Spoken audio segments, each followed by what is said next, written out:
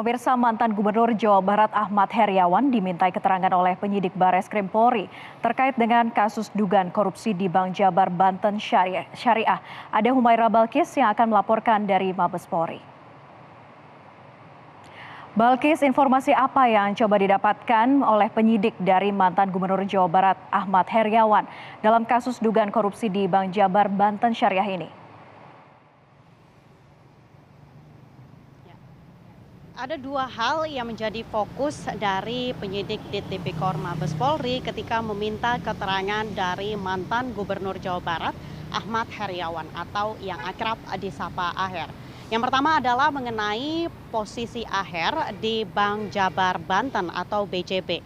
Dan yang kedua adalah mengenai apa saja yang diketahui Aher mengenai yang terjadi di BJBS, yaitu tentang adanya dugaan tindak pidana korupsi pencairan kredit fiktif yang diberikan oleh Bank BJB Syariah. Menurut keterangan dari Aher tadi ketika selesai memberikan keterangan kepada Dit Tipikor Mabes Polri bahwa kehadirannya di gedung Bareskrim Mabes Polri hari ini adalah untuk memenuhi undangan dari penyidik di Tipikor Mabes Polri. Menurutnya tadi ada banyak pertanyaan yang diajukan oleh penyidik kepada dirinya yang sifatnya adalah klarifikasi mengenai posisi dan perannya di Bank Jabar Banten atau BJB sebagai Gubernur Jawa Barat ketika saat itu. Ia mengatakan bahwa saat itu ketika ia menjabat sebagai Gubernur Jawa Barat, ia mewakili pemerintah Provinsi Jawa Barat sebagai pemilik saham mayoritas di Bank Jabar Banten atau BJB. Sedangkan untuk BJBS, Aher menegaskan bahwa tidak ada hubungan hukum antara dirinya dengan Bank Jabar Banten Syariah atau BJBS, karena BJBS merupakan anak perusahaan dari BJB yang merupakan perusahaan mandiri dan berdiri sendiri. Mengenai keterangan dari Aher yang diberikan oleh Aher kepada penyidik hari ini adalah untuk mendalami penyidikan yang tengah dilakukan pihak kepolisian terkait perkara dugaan tindak pidana korupsi pencairan kredit fiktif yang diberikan Bank Jabar Banten Syariah yang menyeret PT Hastuka Sarana Karya atau HSK dan juga CV Dwi Manunggal Abadi. Kerugian negara dalam perkara ini diperkirakan mencapai 548 miliar rupiah.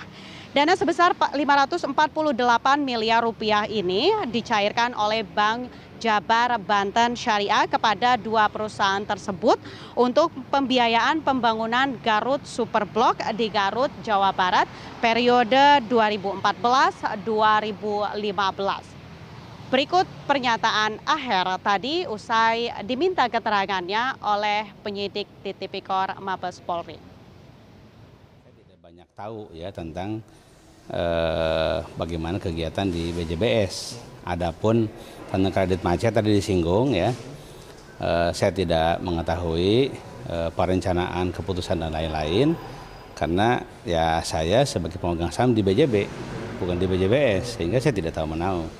Saya baru tahu ketika di Rut BJB selaku pemegang saham di BJBS, ya kan? Kalau pemerintah provinsi kan pemegang saham di BJB, kalau BJB pemegang saham di BJBS. Nah, saya baru tahu ada kredit macet, kredit bermasalah itu setelah di Rut BJBS, di Rut BJB, ya.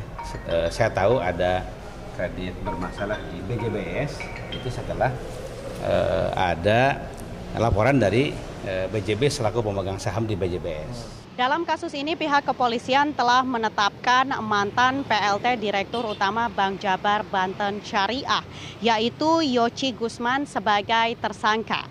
Ia merupakan mantan Ketua DPC PKS Kota Bogor yang ditetapkan sebagai tersangka atas perannya dalam memberikan kredit kepada PT HSK periode 2014 hingga 2016.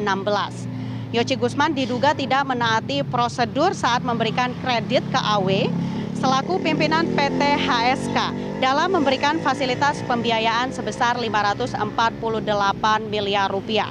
Dana itu sendiri digunakan PT HSK untuk membangun 161 ruko di Garut Superblok, Garut, Jawa Barat.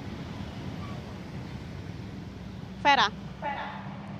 Terima kasih Humaira Balkis atas informasinya.